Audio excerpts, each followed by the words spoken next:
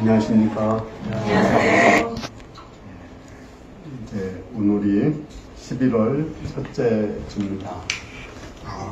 천안도 벌써 단풍이 불기 시작하고, 천안의 단풍이 되게 멋있는 데는 독립기념관 단풍길이 있습니다. 우리는 안성으로 단풍 구경하러 이번 주일에 갈 것입니다. 오늘 말씀은 신랑 되신 예수님이십니다. 요절은 34절인데 같이 한번 읽어보겠습니다. 시작. 예수께서 그들에게 이르시되 무림칠 손님들이 신랑과 함께 있을 때 너희가 그 손님으로 금식하게 할 수 있느냐. 우리 기독교는 사실은 다른 종교하고 많이 다른 그런 종교입니다. 전혀 다른 종교입니다. 특히 오늘 말씀에는 유태교, 이스라엘 백성들이 믿는 유태교하고 예수님하고 충돌을 합니다. 그걸 통해서 예수님이 유태교와 다르다, 이것을 선포하셨습니다. 뿐만 아니라 예수님은 우리나라 고유의 종교인 샤머니즘이나 또 우리나라를 오랫동안 지배해온 불교나 유교하고도 전혀 다른 종교입니다. 오늘 말씀 통해서 우리 예수 그리스도의 복음이 이런 종교와 뭐가 다른가 알고 우리가 그 복음을 믿는 사람답게 살 수 있기를 기도합니다. 오늘 33절 말씀을 상민 목사님 한번 읽어주시겠습니다. 그들이 예수께 말하되 요한의 제자는 자기 금식하며 기도하고 바리새인의 제자들도 또한 그리하되 당신의 제자들은 먹고 마시나이다. 네. 당시에 바리새인들하고 요한의 제자들은 금식하고 있었습니다. 자주 금식했다고 했죠? 자주 금식했습니다. 근데 사실은 이게 성경적이지는 않습니다. 성경에 보면 하나님께서는 7월 10일 대속죄일 날 하루만 금식을 하도록 이렇게 말씀하셨습니다. 그런데 그리고 이제 금식할 때는 성경에 보면 금식하는 날은 큰 어떤 재앙이 있을 때, 예를 들어서 하만이라는 사람이 유태인을 다 막 몰살하려고 했을 때 에스더와 모르드게가 금식을 선포하고 다 금식을 합니다. 그랬을 때 하나님이 오히려 하만을 물리치고 유태인을 구원합니다. 얼마 전 일용할 양식에도 나왔죠. 니느웨 사람들, 아수르의 수도 니느웨가 죄를 범하자 요나가 가서 40일 후에 망할 것이다, 이렇게 선포를 했습니다. 그러자 그들이 왕부터 어린애까지 다 금식을 하고 심지어 강아지, 소, 돼지도 금식을 시켰습니다. 그들이 금식하고 회개하자 하나님은 그들의 모든 죄를 용서하시고 심판을 하지 않았습니다.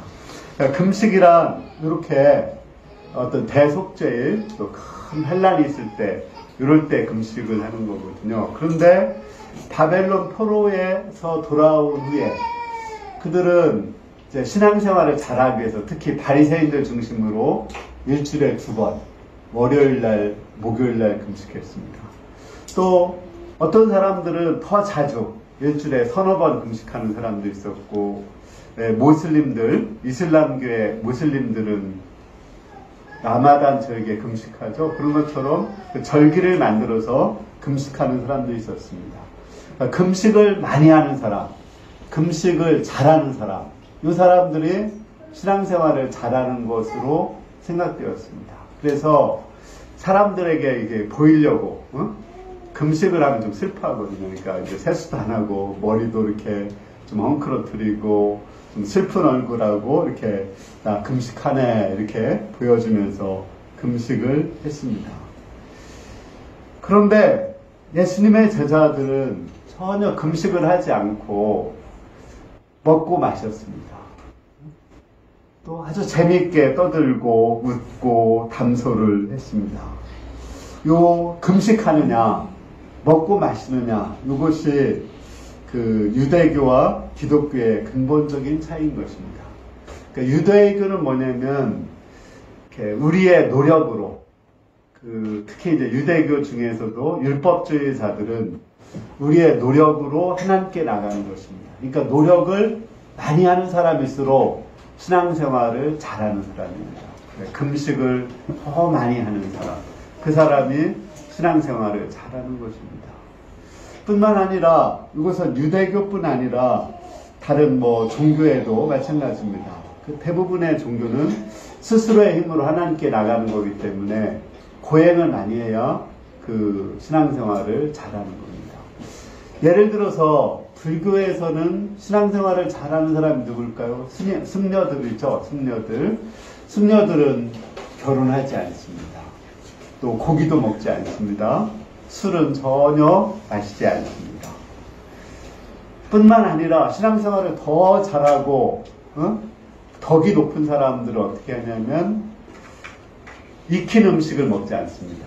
예, 그리고 생식, 날로다가 쌀 같은 것도 밥솥에 해서 먹는 게 아니라 그냥 날로 씹어서 먹는 그 사람, 그런 사람이 신앙생활을 잘하는 사람입니다. 뿐만 아니라 더 덕이 높은 사람은 왜 성철 스님이 아주 덕이 높다고 하죠? 그분은 등을 땅에 대고 자질 않았거든요. 와, 얼마나 덕이 높으면 등을 땅에 대고 자지 않을까? 이렇게 고행을 잘하는 사람. 힌두교 같은 데는 이렇게 보니까 다리를 들어서 목에다가 얹더라고요. 그렇게 하고 오래 있으면 또 이게 신앙생활을 잘하는 거예요. 뿐만 아니라 요가의 참 요상한 자세들 이렇게 굉장히 많잖아요. 이제 우리 지금 운동하려고 하지만 그런 것들이 신앙생활을 아주 잘하는 사람들이 하는 것입니다. 그걸 하고서는 오랫동안 있는 것입니다. 어떤 사람은 나무에 올라가서 내려오지 않고 거기서 생활을 하는 거예요. 그래 이제 먹는 것도 꼬챙이로다가 이렇게 끼워서 주면 그걸 받아 먹고 최소한의 음식만 먹고 살아갑니다.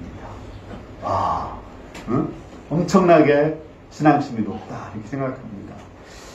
근데 우리 기독교는 전혀 그렇지 않습니다. 그런데 기독교 신자들도 잘못 인식하는 사람들은 그렇게 생각하는 사람이 있어요. 목사님들 가운데 명함에 40일 금식기도 2번 이렇게 써서 다니시는 분이 있거든요. 와, 내가 이 정도로 신앙생활을 잘한다. 저도 그러면 만약에 자랑할 거 있어요. 40살부터 지금 한 23년 정도 새벽기도 했거든요. 와, 우리가 신앙생활 잘한다. 근데 이렇게 하는 거는 그거는 아닌 것입니다. 신앙생활을 잘하는 것은 아닙니다. 물론 그렇게 하는 건 이제 믿음으로 살려고 하는 거지만 그것이 신앙생활을 잘하는 것은 아닙니다. 우리가 신앙생활을 잘하는 것은 먹고 마시는 것입니다.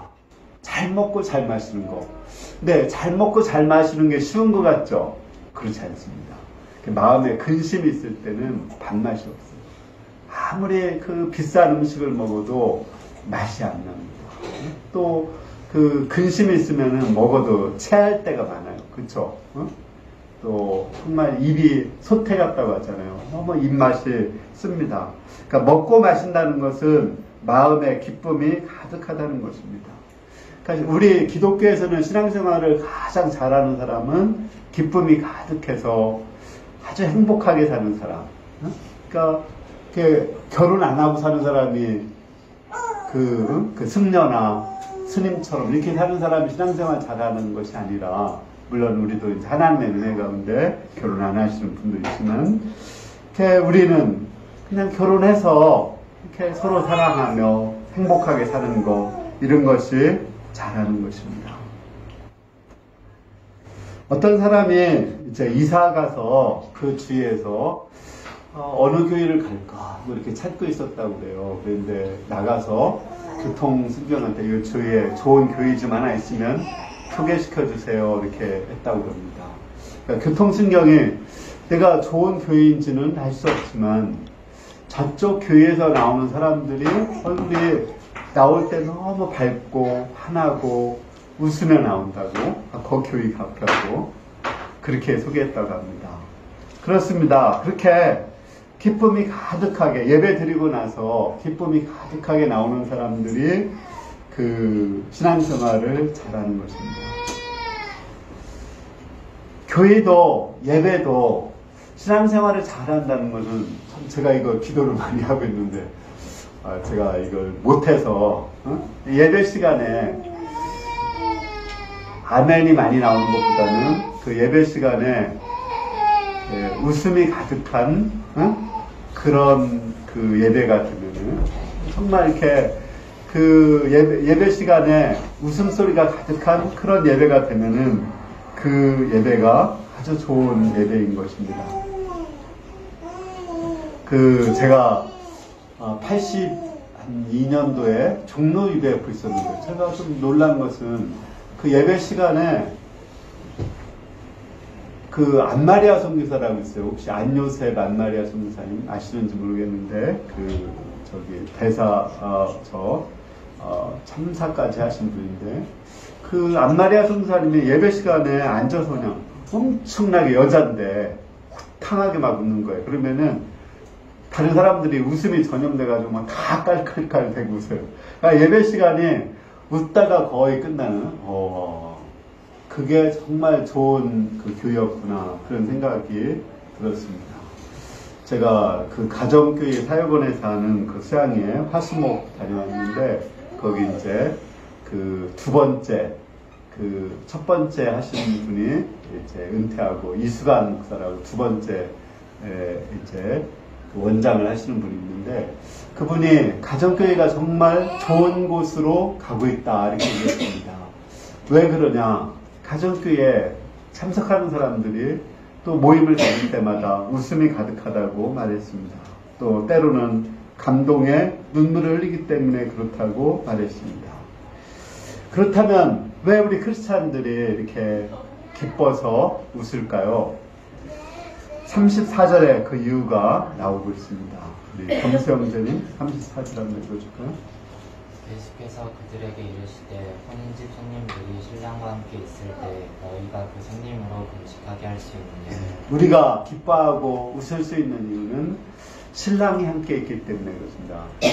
결혼식 날 신랑이 함께 있고 그럴 때는 정말 웃음꽃이 가득하고 웃고 떠드는 그런 것이 너무 당연한 거죠. 특히 이스라엘은 7일 동안 혼인잔치를 했습니다. 그러니까 7일 동안 혼인잔치 할 때는 모든 금식도 면제되고 군도 면제되고 모든 데서 자유롭고 웃고 떠들고 기뻐합니다. 근데 그렇게 너무 기쁜 혼인잔치에 가서 금식을 하고 아주 슬퍼하고 엄숙하게 그렇게 있다면 얼마나 분위기를 깨는 사람이겠습니까? 마찬가지로 우리가 기뻐하는 이유는 신랑 대신 예수님께서 이 세상에 오셨기 때문에 그렇습니다. 신랑 대신 예수님이 오셔서 우리 가운데 그 초상집을 잔치집으로 바꿔줬습니다. 아담이 불순종함으로 이 세상은 초상집이 되었습니다. 우리가 사실은 이 세상에 살면서 슬퍼하고 근심하는 게 너무 자연스럽고 당연한 겁니다. 우리가 정확하게 우리를 보면 우리는 다 사형수죠. 그죠? 죽어야 됩니다. 또 사는 동안도 열심히 일을 해야 먹고 살 수 있습니다. 이게 안정된 직장을 갖는 거 쉽지 않습니다. 또 결혼을 하기도 어렵지만 결혼을 해서도 또 엄청나게 싸웁니다. 이게 그래서 결혼을 해야 좋은지 말아야 좋은지 그런 생각이 듭니다. 정말 이 세상은 이렇게 서로가 너무 힘들기 때문에 초상집 같은 것입니다. 그러나 예수님이 오셔서 우리의 모든 저주를 다 받으셨습니다. 또 예수님이 우리 대신 죽으시고 부활하셔서 성령으로 오셔서 예수님을 믿으면 영생을 주시고 예수님을 믿기만 하면 우리를 하나님 나라로 인도해 주십니다. 예수님이 초상집을 혼인잔치집으로 바꿔놓으셨습니다. 뿐만 아니라 그 부활하신 예수님이 성령으로 우리 마음속에 들어오셔서 우리 마음에 기쁨을 주시고 정말 잔치집같이 우리 마음에 기쁨을 주십니다. 우리는 성령이 있기 때문에, 예수님이 있기 때문에 기뻐할 수 있습니다. 저는 이렇게 주일날 특히 묵도할 때가 가장 좋은데, 이렇게 참회 기도할 때 이렇게 기도하다 보면 성령이 임하고 마음의 기쁨의 강물이 대부분 이렇게 흐르는 것을 느끼게 됩니다. 그러니까 우리가 예배에 정말 잘 나오고 또 예배에 와서 성공한 것은 성령이 마음에 임하고 마음의 기쁨이 가득해서 돌아가는 것입니다. 우리 교회가 성령에 가득한, 기쁨이 가득한 교회가 될 수 있기를 기도합니다. 35절에 보면 그러나 우리가 금식을 할 때가 있다고 말씀하고 있습니다. 그 35절을 우리 이상입장 한번 읽어주시겠습니다. 그러나 그날에 이르러 그들이 신랑을 빼앗기리니 그날에는 금식할 것이니라. 예, 우리가 예수님 안에서 정말 기뻐하고 신랑 때문에 기뻐하는데 신랑 대신 예수님을 빼앗기기도 합니다. 신랑을 빼앗겼다는 건 예수님을 빼앗겼다는 거죠. 예수님을 빼앗는 존재가 있다는 거죠. 사단이라는 놈이 있어가지고 우리 마음에서 예수님을 빼앗습니다. 예수님을 빼앗아야 우리를 지옥에 보낼 수 있기 때문에 그렇습니다. 그리고 우리에게서 그 예수님을 빼앗고 그것은 바로 우리 마음에 성령이 소멸되는 것입니다. 그때는 우리가 금식을 해야 됩니다. 우리가 정말 소중한 것 잃어버리면 밥맛이 없죠. 그리고 슬퍼하고 금식하죠. 마찬가지로 예를 들어서 우리가 한 1억 원 되는 돈을 잃어버렸다고 한번 생각합시다. 밥이 맛있게 넘어가나요? 또는 우리가 사랑하는 자녀를 어디 놀러 갔다가 자녀를 잃어버렸어요. 밥이 넘어갑니까? 그때는 정말 밥맛을 잃고 자녀를 찾고 돈을 찾으려고 할 것입니다. 우리 예수님은 그 1억 원이나 자녀보다 훨씬 더 귀한, 천하보다 훨씬 더 귀한 분이십니다. 따라서 우리가 예수님을 잃어버릴 때는 정말 금식을 해야 됩니다. 우리가 예수님을 잃어버릴 때 금식을 하는 것, 너무 자연스러운 것입니다. 그래서 다시 예수님을 찾고 성령이 충만하기까지 금식을 해야 됩니다. 그러면 다시 잔치집같이 될 수 있습니다. 뿐만 아니라 마음에 기쁨이 없을 때, 그때가 예수님 잃어버렸을 때입니다. 우리가 알 수 있는 거는 그냥 단순하게 생각하면 예수님이 주는 기쁨이 없는 거예요. 그때는 금식을 하는 겁니다. 뿐만 아니라 예수님을 더 큰 기쁨을 얻으려고 금식할 수도 있습니다. 예수님이 내 안에 있는데 더 큰 기쁨, 더 큰 예수님과 더 뜨거운 사랑을 하기 위해서 금식할 수도 있습니다. 예를 들어서 안디옥 교인은 주를 섬겨서 금식했다고 했습니다. 여기는 무슨 재난도 없고 고난도 없는데 주를 섬겨서 금식했습니다. 주님을 더 잘 섬기려고, 주님을 좀 더 사랑하고 싶어서, 주님을 좀 더 경외하고 싶어서 금식을 했습니다. 그러자 하나님이 너무 기뻐하셔서 그때 바울과 바나바를 선교사로 파송하라, 이렇게 방향을 주고 교회사에서 최초의 선교사를 그때 파송했습니다. 얼마나 금식을 기뻐했는지 알 수가 있죠. 그러자 또 금식을 하고 바울과 바나바를 파송을 했습니다. 예수님도 금식 자체를 기뻐한 것이 아닙니다. 그 마태복음 6장에 보면 사람들에게 보이는 금식, 그거 하지 말라고 그랬어요. 하나님이 기뻐하시는 금식은 하라고 했습니다. 은밀하게, 얼굴에 세수를 하고 또 머리에 기름을 바르고 금식이 티 안 나게 이렇게 금식을 하면 하나님이 보고 갚아주신다고 말씀하셨습니다. 예수님도 40일 금식하셨죠. 그리고 성령의 충만함을 받으셨습니다.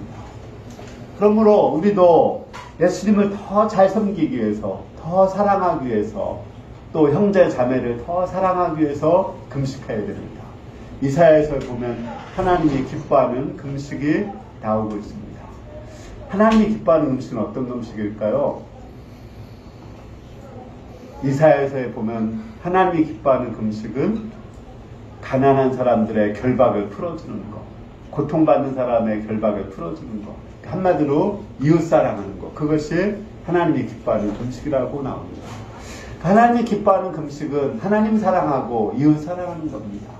그러니까 예를 들어서 형제를 볼 때 이렇게 형제 얼굴 속에서 하나님의 형상이 보이고 예수님이 보이면 그 사람은 금식하지 마세요. 그런데 형제의 얼굴을 보는데 막 마귀 사단처럼 보이고 그때는 금식을 해야 됩니다.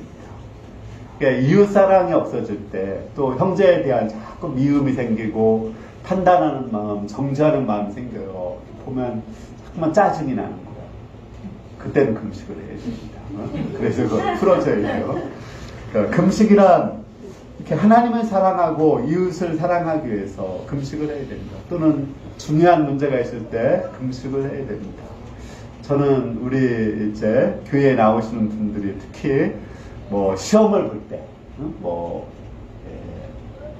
무슨 중요한 시험이 있을 때 그때는 항상 그 금식을 하루 종일 하는 건 아니고요. 한 끼 하지만 끼를 금식을 하면서 기도를 합니다. 우리 전에 용준이 사고 났다고 왔을 때 제가 단톡에 우리 금식을 좀 하자 이렇게 했는데 많은 사람들이 금식에 동참을 했고 어떤 분은 한 일주일 금식하는 사람도 있고 더 금식하신 그런 분도 있습니다. 이것은 하나님을 사랑하고 이웃을 사랑해서 금식하는 것입니다. 이런 금식은 하나님이 기뻐서 받으십니다. 이제 신랑 비유를 말씀하시고 두 번째는 헌옷과 새옷 비유를 말씀하십니다. 36절 말씀을 경민 성님 한번 읽어줄까요? 또 비유하여 이르시되 새 옷에서 한 조각을 찢어 낡은 옷에 붙이는 자가 없느니 만일 그렇게 하면 새 옷을 찢을 뿐이요 또 새 옷에서 찢은 조각이 낡은 옷에 어울리지 아니하리라. 예. 어떤 사람이 옷을 입다가 다 막 헐어서 이렇게 찢어지게 됐고 낡았습니다. 뭐 요즘은 그렇게 안 하지만 옛날에는 옷을 많이 기워서 찢어지면 기워서 입었습니다. 요즘에는 안 찢어진 것도 찢어서 입는 게 멋이지만 옛날에는 그 찢어진 거 양말 같은 것도 여러 번 기워서 이렇게 신었습니다. 근데 어떤 사람이 옷이 낡아서 막 찢어졌는데 누가 새 옷을 하나 사다 줬습니다. 그런데 새 옷을 오려가지고 헝겊을 만들어서 낡은 옷에 깁는 사람이 있다면 어떨까요? 바보죠. 그런 바보가 있겠느냐 예수님은 말씀하십니다. 그때는 헌옷을 그냥 버려버리고 새 옷을 입으면 되는 것입니다. 여기서 헌옷은 뭘까요? 헌옷은 유대교를 말합니다. 유대교와 유대교 문화, 새 옷은 복음과 예수님의 문화를 말합니다. 헌옷을 벗어버리고 예수님의 새 옷을 입어야 됩니다. 유대교에 문제가 많다고 해서 유대교에 예수님을 통해서 뭐 사랑만 배우든지 공의만 배우든지 일부만 받아들이지 말고 통째로 유대교를 통째로 바꾸고 기독교로 바꿔라 그런 말입니다. 유대교의 가장 큰 문제는 뭘까요? 사실은 성경에서 그 유대교의 그 되게 심각한 문제가 뭐 로마서, 갈라디아서, 이 바울의 서신에서 계속 그 얘기하는 거, 사도행전 15장에서도 얘기하는 게 유대교의 가장 큰 문제가 무슨 문제죠? 율법주의입니다. 그 율법주의는 그 정말 그 율법주의라는 것이 뭐냐면 아까도 이제 우리가 무엇을 잘해야지 신앙생활을 잘하는 것으로 생각한다고 했죠. 사람들한테 보이기 위해서 신앙생활을 합니다. 겉과 속이 달라요. 그렇죠? 그리고 이제 예를 들어서 내가 새벽 기도를 열심히 하잖아요. 그러면 새벽 기도 못하는 사람을 정죄하는 거예요. 뭐야? 응? 맨날 나는 늦잠 자고. 이게 유대교입니다. 응? 또 내가 이렇게 그 하나님 앞에서 열심히 하는 거, 그것을 가지고 다른 사람을 판단하고 정죄를 합니다. 그게 유대교입니다. 근데 사람들에게 보이기 위해서는 정말 잘해요. 근데 안 보이는 데서는 엉망입니다. 예수님이 그 유대교 신자들 대표적인 바리새인한테 뭐라고 증명했는지 아세요? 회칠한 무덤이다. 겉은 하얘, 근데 속에는 뼈가 가득해.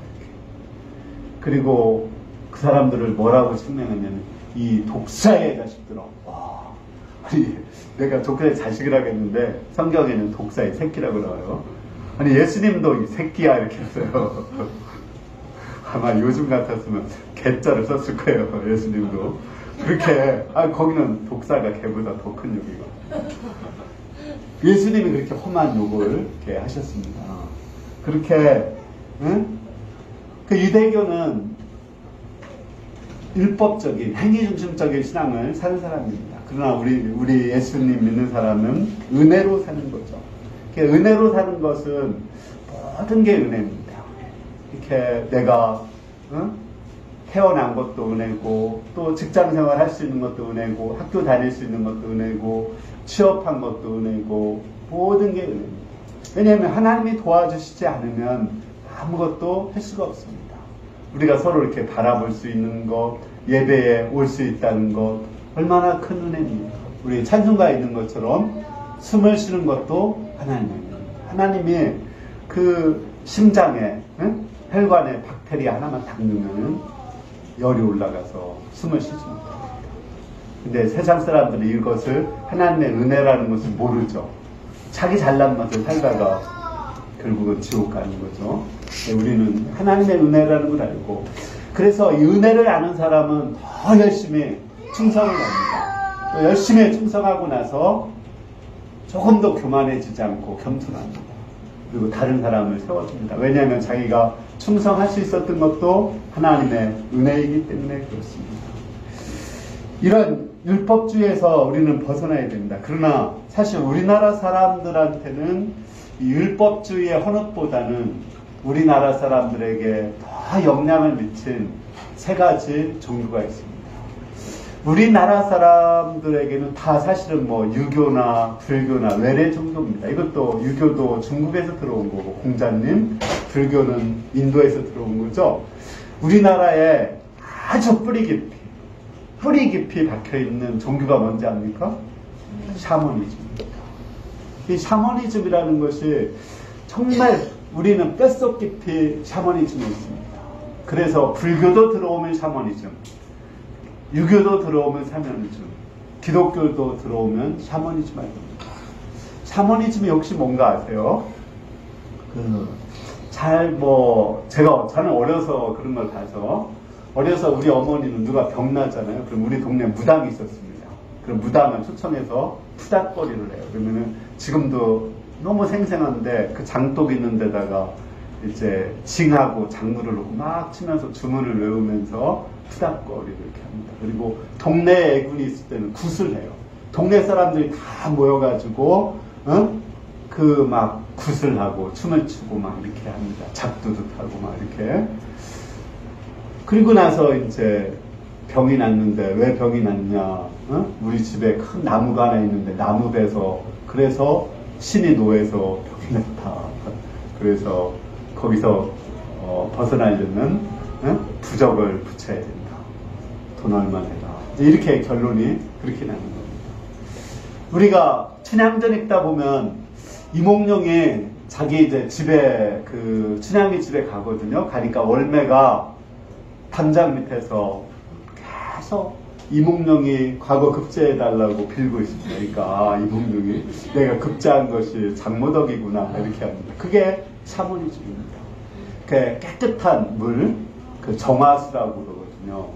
새벽에 가장 깨끗한 물 길어서 새벽에 놓고 거기다가 이렇게 빌고 기도를 했습니다. 아마 거기서 우리가 한국 사람이 새벽 기도 잘하는 건 아마 그 영향이 났습니다. 하여간 이것이 유교에도 영향을 주고 불교에도 영향을 줬습니다. 불교는 우리가 잘 알지만 불교는 신이 없는 거예요. 불교는 모든 것이 인간의 고뇌가 집착에서 온다는 거거든요. 집착을 버려라. 그러면 해탈에 이른다. 이런 거거든요. 그런데 절에 가면 산신령도 모시고 또 천왕신도 모시고 용왕신도 모시고 정말 여러 종류의 신을 모시고 있습니다. 왜요? 한국의 샤머니즘의 영향입니다. 그리고 열심히 절하고 기도하면 복을 줄 것이다. 이렇게 생각합니다. 제가 각원사하고 운동하러 갔는데 지금 큰 프랜카드로 뭐로 붙여 있냐면 수능 100일 기도 이렇게 붙여 있습니다. 그리고 많은 사람들이 거기에서 수능 시험에 잘 보려고 기도하고 있습니다. 또 유교도 마찬가지입니다. 유교에 신이 있나요? 유교는 공자님은 저승세계도 모르거든요. 저승에 무엇이 있습니까? 이렇게 물으니까 공자님이 내가 이승도 모르는데 어떻게 저승을 아느냐고 그렇게 얘기했습니다. 근데 한국에 와서 이렇게 우리 조상신을 섬기잖아요. 조상을 공경하라고 하고 부모를 공경하라고 하는 건 가르치지만 조상신을 섬기거든요. 그러면서 조상신을 잘 섬기고 묘자리를 잘하고 이래야지 복을 받는다. 이것도 샤머니즘화된 유교인 것입니다. 기독교도 샤머니즘화 돼가지고 열심히 하나님 섬기고 그러면 복을 받는다. 이게 성경에도 나오지 않았느냐 이렇게 얘기를 하는 겁니다. 아브라함을 복의 근원 삼셨다. 너를 통해서 세계 만민에게 복을 준다. 또 신명기 28장에 보면 하나님께 순종하면 들어가도 복, 나와도 복, 복을 받는다. 이게 뭐죠?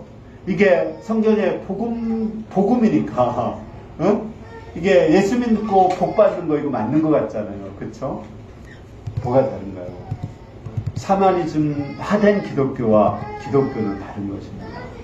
샤머니즘화된 기독교는 복 자체가 목적인 거예요. 근데 우리는 목적이 뭐예요? 하나님 나라.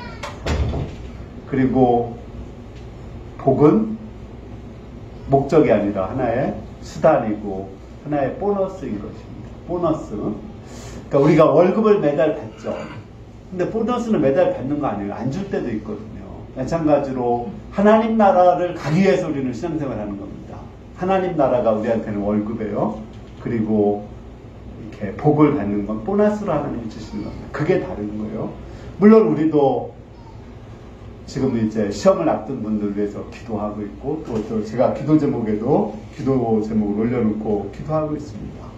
또 그게 다 똑같습니다. 그러나 우리는 시험 잘 봐서 무병장수하고 부귀영화 누리려고 하는 게 아닙니다. 시험을 잘 보고 그를 통해서 하나님을 만나는 거예요.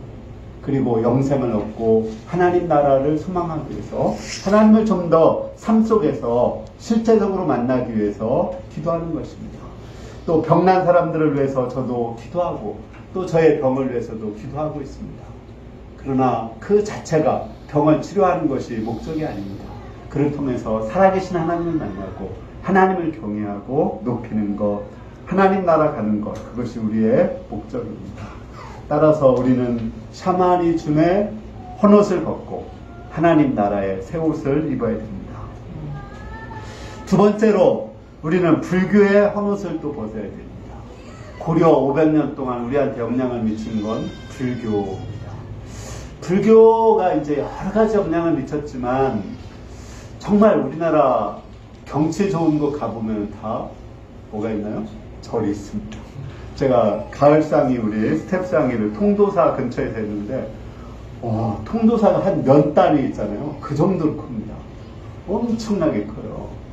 그리고 거기는 역도 울소 이름이 또 톨게이트도 통도사 톨게이트 모든 게 통도사입니다. 그렇게 이 불교도 우리에게 많은 영향을 미쳤습니다. 근데 불교 사상 중에 우리 가운데 큰 영향을 미친 건 뭐냐면 업보 사상입니다. 업보라는 것은 뭐냐면 행한 대로 받는다는 거예요. 뭐 맞는 것 같지 않아요? 응? 성경에도 뿌린 대로 거둔다고 했으니까. 그쵸? 행한 대로 받는다는 거예요. 그러니까 행한 대로 받는다는 게 정말 무서운 것이 뭐냐면 예를 들어서 우리가 고난이 생겼습니다. 뭐 교통사고가 났어요. 또는 병이 생겼어요. 과거에 꾸렸기 때문에 받는 겁니다. 내가 과거에 무슨 죄를 지었기 때문에 거기서 그것을 받는 것입니다. 그게 업보입니다. 그러면 내가 별 죄 지은 게 없는데 그러면 전생에 죄를 지은 겁니다. 그러니까 과연 내가 어디선가 찾아요. 아니면 전생에 죄를 안 지었으면 내 부모님이 죄를 지은 겁니다. 부모님이 죄를 짓지 않았으면 조상 대대에서 죄를 지은 겁니다. 이렇게 모든 걸 인과응보로 해석하는 거, 이게 업보 사상입니다. 그러나 우리 기독교는 업보가 아니라 하나님의 섭리와 은혜 속에서 보는 겁니다. 우리 예수님이 십자가에서 모든 저주를 청산했기 때문에 물론 조상들이 죄를 지어서 우리가 벌을 받을 수 있습니다. 그러나 예수님이 그 질병과 저주를 청산해서 비록 나는 저주를 받을 수밖에 없지만 예수님이 저주를 받았기 때문에 우리는 복을 받습니다. 또 하나님은 우리를 사랑하셔서 고난을 주시고 훈련을 주신 겁니다. 이게 섭리사상입니다. 예를 들어서 우리에게 고난이 왔습니다. 질병이 왔어요. 또는 어떤 사고가 생겼어요. 왜 질병과 고난이 생겼나요? 사랑해서. 왜 사랑하는데 고난을 줬나요? 훈련시켜서 더 크게 쓸 수 있어요. 아니면 그렇게 안 하면 천국 못 갈까봐. 그걸 통해서 하나님 찾아서 천국 가게 하려고 그렇게 하신 것입니다. 따라서 우리에게는 모든 것이 하나님의 사랑입니다. 의대생, 법대생들 이런 사람들 고생 많이 하죠. 응? 의대생 공부 많이 하는데 죄져서 이렇게 고난받는 건가요? 아니죠. 좋은 의사 되려고 영광을 위해서 고난을 받는 겁니다. 마찬가지로 우리 크리스찬들의 고난은 하나님 나라의 영광, 또 더 고난을 받으면 그 기쁨을 더 깊이 누릴 수 있고 넓게 누릴 수가 있습니다. 이 고난을 맛본 사람이 정말 기쁨을 누릴 수가 있어요. 하나님은 더 큰 기쁨을 주려고 고난을 주는 것입니다. 정말 밥맛 없는 사람 있어요? 이 사람은 그냥 아프리카 가서 몇 년 살다 오면 밥맛이 날 거예요. 아니면 그냥 우리 한국에 있어도 한 달만 금식을 해도 정말 밥맛이 생깁니다. 그러니까 정말 이렇게 고난을 맛보면 저는 정말 내가 감사한 게 뭐냐면 내가 초등학교 한 5학년까지 밥이 없어서 밥을 못 먹은 겁니다. 저는 밥맛이 있어요. 밥맛이. 이거는 정말 가난한 사람, 배고픈 사람이 느낄 수 있는 밥을 가지고 밥 투정하거나 그렇지 않습니다. 그런 것처럼 이 고난이 우리에게 좋기 때문에 하나님이 우리에게 고난을 주시는 것입니다. 세 번째는 우리가 유교의 헌옷을 벗어버려야 됩니다. 불교의 헌옷은 업보사상, 인과응보사상 이런 거라겠죠. 이제 섭리와 은혜로 부르는 겁니다. 유교의 헌옷은 뭘까요? 유교의 가장 핵심은 누가 뭐래도 삼강오륜입니다. 아마 요즘 대학생들은 삼강오륜 오대우죠? 하나 오륜 알아요? 예, 오륜, 삼강오륜인데 뭐 부자유친, 부부유별, 장유유서, 붕의유신, 군신유리 뭐 이런 게 오륜이거든요. 삼강은 뭐 군이, 신강, 부의, 부강, 부의, 자강 뭐 이런 거거든요. 근데 이게 그 삼강오륜의 핵심은 뭐냐면 한마디로 딱 얘기하면 관계예요. 관계. 그러니까 부모와 자식 간의 관계, 남편과 아내와의 관계, 임금과 신하와의 관계, 친구와의 관계, 어른과 애들과의 관계. 그러니까 근데 그 관계에서 굉장히 강조하는 게 뭐냐면 질서입니다. 질서가 있대요. 네. 장유유서. 이게 쉽게 얘기하면 장유유서 하면은 찬물도 손아래가 있다. 그러니까 아니 찬물을 떠왔는데 나의 어린애가 먼저 먹는 거야. 이 자식 찬물도 손아래가 있는데 이렇게 되는 겁니다. 옛날에 밥 먹을 때도 그 어른이 가장이 숟가락을 딱 떠야 다른 사람이 먹을 수 있어요. 근데 어른이 숟가락 딱 뜨지 않았는데 밥 먹잖아요. 혼납니다. 지금은 뭐 전혀 없어져 그랬죠. 근데 이런 권위주의적인 거 있죠. 어른과 애들 사이에 그런 거. 그래, 우리 한국 사람은 딱 만나면은 맨 처음에 뭐부터 물어봐요? 나이. 주민등록 한번 까보자. 누가, 그래야지 이제 반말을 쓸 것인가, 존댓말 쓸 것인가, 이것이 결정되는 것입니다. 그런데 우리 예수 믿는 사람은 그런 것이 아닙니다. 이 유교 문화가 좀 더 발전하면 갑질, 요즘에 갑질 많이 하는데, 그러니까 이게 유교 문화가 기독교 안에도 들어오면은 어떻게 될까요? 그러니까 목사님이 가장 높아서 권위가 가장 높은 거예요. 그 다음에 장로님, 뭐 안수 집사님, 집사님, 성도는 가장 말단입니다. 그러니까 높이 올라갈수록 권위를 부릴 수 있는 거예요. 우리 UF로 말하면 내가 가장 권위가 있는 거고, 그 다음에 요임 목자들, 또 목동들, 그냥 형제 자매들은 이제 2등병에서. 그렇게 이제 계급 질서가 딱 서는 거예요. 그런데 그렇지 않습니다. 기독교는 그런 권위적인 것이 아니라 예수님은 섬기러 오셨다겠죠. 그리고 크고 작은 자는 섬기는 자가 되고 으뜸이 되고자 하는 자는 종이 되라고 했습니다. 이 섬기는 것이 기독교의 문화입니다. 낮아져서 섬기는 것이, 그러니까 우리 기독교에서는 가장 낮아져서 섬기는 사람이 가장 높은 사람입니다. 예수님은 가장 높으시지만 십자가에 죽기까지 섬겼잖아요. 그죠? 또 제가 사실은 가장 낮아져서 굳은 일들을 해야 되는 것이 당연한 것입니다. 또 우리 교회에서 지금 가장 높으신 분은 누굴까요? 우리 천안 UBF의 VIP는 범수입니다. 범수는 very important person입니다. 우리가 깍듯이 돼야 됩니다. 거기 앞에서는 존댓말, 범수한테는 존댓말 꼭 쓰고 꼭 인사해야 됩니다. 만났는데 감히 범수한테 인사를 안 한다니 이해가 안 되는 겁니다. 예수 안 믿는 사람한테는 이렇게 VIP 대접을 해야 됩니다. 제가 UBF 왔을 때 좀 특이한 것이 UBF에서는 존댓말을 쓰는 게 목적입니다. 왜 그렇게 하는가? 이렇게 높여주기 위해서.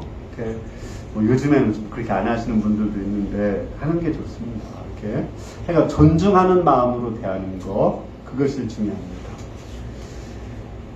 결론적으로 우리가 정말 예수님을 믿으십니까? 예수님을 믿는다는 것은 뭐 하는 겁니까? 예배 나오는 겁니까? 11조 드리고 아니면 새벽 기도하고 일용할 양식 열심히 쓰는 겁니까? 예수 믿는 것은 한마디로 말하면 어떤 거죠? 오늘 말씀 볼 때 신랑 되신 예수님과 함께 하는 것입니다. 신랑 되신 예수님과 함께 살아서 기쁘게 사는 거예요. 환하게 웃고 화기애애하게 기쁘게 사는 것입니다. 또 예수님을 잘 믿는 사람은 예수님의 새 옷을 입은 사람입니다. 율법적인 사고방식이 아니라 은혜 속에서 모든 은혜의 새 옷을 입고, 또 샤머니즘의 기복적인 것이 아니라 기복적인 헌옷을 버리고 하나님 나라의 새 옷을 입어야 됩니다. 불교의 업보, 인과응보 엄청나게 무서운 겁니다. 그런 업보의 새 헌옷을 버리고 우리는 이제 섭리의 새 옷을 입어야 됩니다. 유교의 권위주의의 헌옷을 벗어버리고 우리는 섬기는, 낮아져서 정말 이렇게 새로운 사람들이 오면은 그분들을 귀하게 여기고 섬기고 사랑해야 됩니다. 우리 모임이 정말 예수님을 잘 믿는 우리 교회가 신랑 되신 예수님과 함께하는 잔치집이 될 수 있기를 기도합니다. 오늘 말씀 기초해서 기도하겠습니다. 특히 내가 헌옷